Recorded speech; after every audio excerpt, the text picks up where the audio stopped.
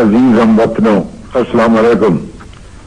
10 करोड़ पाकिस्तानियों के इम्तिहान का वक्त आ पहुंचा है।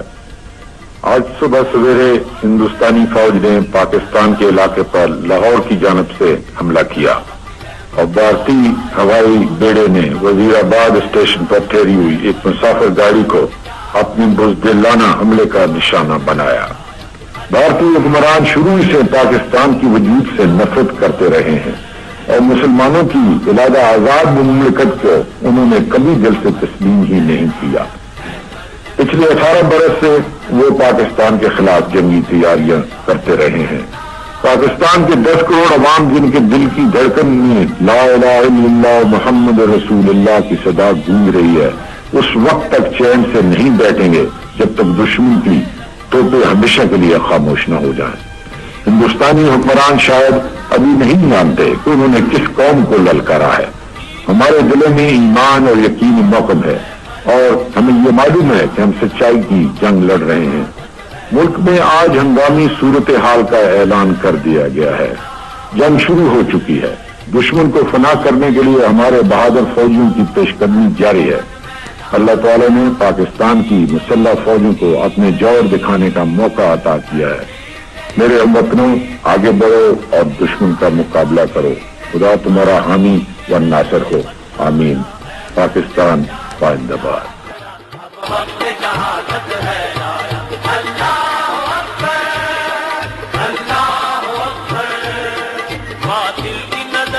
जाग उठा पाकिस्तान वतन हम है परवाना, जिंदगी होश में है, जोश है हम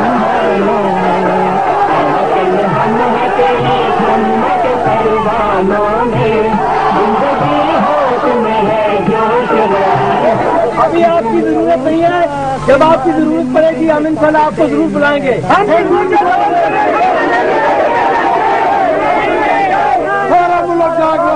हम दुश्मन की आंखें निकाल देंगे। हम आपके जज्बात की कदर करते हैं, मगर इस वक्त आपकी जरूरत नहीं है। आप अपने घरों में जाएं और सिविल डिफेंस की तरबियत हासिल करें और अपने मोर्चे संभालें। कौम का हर बच्चा अल्लाह का सिपाही है, इस खाक का हर जर्रा तस्वीर इलाही है, इस मुल्क का हर गोशा एक जिंदा गवाही है, हर एक धड़कता दिल ईमान का है गहवारा, है दुश्मन दी तूने हम भी सब आरा, है दुश्मन दी तूने किस कौम को साथ है मर को दल करके बांधे कफन, साथ है मर को दल करके बांधे कफन, मुजाहिद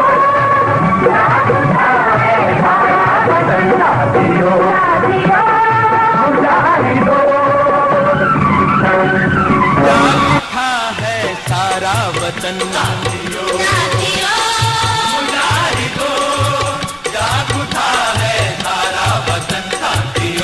सितंबर 1965 में जब वतन अजीज को भारत की जारहियत और तौसीफ पसंदाना अज़ाइम का सामना करना पड़ा तो हमारे जांबाज हवाबाजों ने अपने से 5 गुना बड़ी ताकत को मुंह तोड़ जवाब देकर इलाके की फजाओं में गैर मुतनाज़ा बरतरी हासिल कर दी। 7 सितंबर पाकिस्तान और पाक फजाइया की तारीख का सुनहरी दिन है। उस रोज पाक फजाइया ने दुश्मन के 25 तैयारे तबाह और 7 नाकारा कर दिए, जबकि इसके सिर्फ 3 जहाजों को नुकसान पहुंचा। जंग के बाकी दिन भी इसी किस्म के मार्कों से इबारत थे। पाक फजाइया के हवाबाजों ने सेबर जैसे तैयारों पर वो कारनामे कर दिखाए जो फजाई जंग की तारीख में मिसाल बन गए। स्क्वाड्रन लीडर MM आलम ने एक ही फिजाई झड़प में दुश्मन के 5 हंटर तैयारे तबाह करके आलमी रिकॉर्ड कायम किया। 17 दिनों की जंग में उन्होंने दुश्मन के 9 तैयारे तबाह किए और 2 को नुकसान पहुंचाया। इसके एतराफ में उन्हें 2 बार सितारे जुर्रत के एजाज से नवाजा गया। PAF ने मजबूरी तौर पर 35 तैयारों को फजाई मौतों में और 43 तैयारों को जमीन पर तबाह किया। दुश्मन के 32 तैयारे तैयारा शिकन तोपों का निशाना बने। اس طرح بھارت کے کل 110 طیارے تباہ ہوئے اور 19 کو شدید نقصان پہنچا۔ اس کے مقابلے میں پاکستان کو صرف 19 طیاروں کا نقصان برداشت کرنا پڑا۔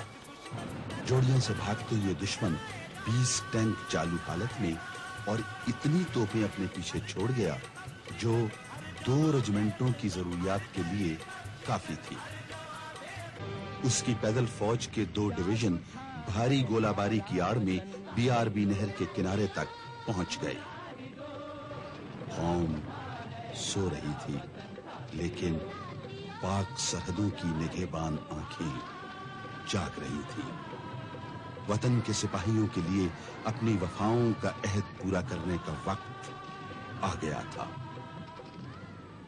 پاک فوج کے جوان تعداد میں دشمن سے کم تھے لیکن ان کے ساتھ قوت تھی سچائی کی، سرمایہ تھا ایمان کا، عزم تھا اللہ اور اس کے حبیب صلی اللہ علیہ وآلہ وسلم کے نام پر مر مٹنے کا۔ لاہور میں صرف ایک کمپنی نے 9 گھنٹے تک دشمن کے پورے ایک بریگیڈ کو روکے رکھا۔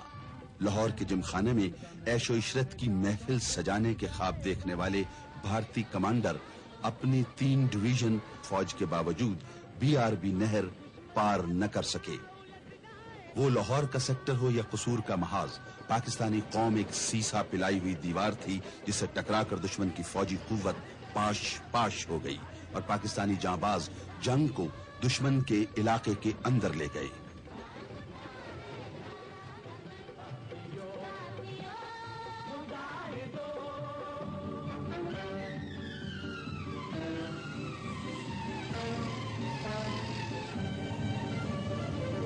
قصور کے محاذ پر بھی دشمن کو منہ کی کھانی پڑی اور پاک افواج کھیم کرن کو فتح کرتی ہوئی آگے بڑھتی رہی۔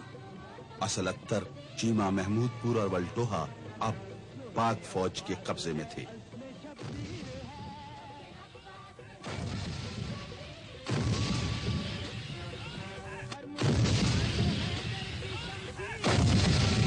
زمینی اور فضائی برتری حاصل کرنے کے ساتھ ساتھ پاکستان کی تیسری قوت بحریہ نے بھی اپنے سے کئی گنا بڑی بحری طاقت کا غرور ہمیشہ کے لیے خاک میں ملا دیا۔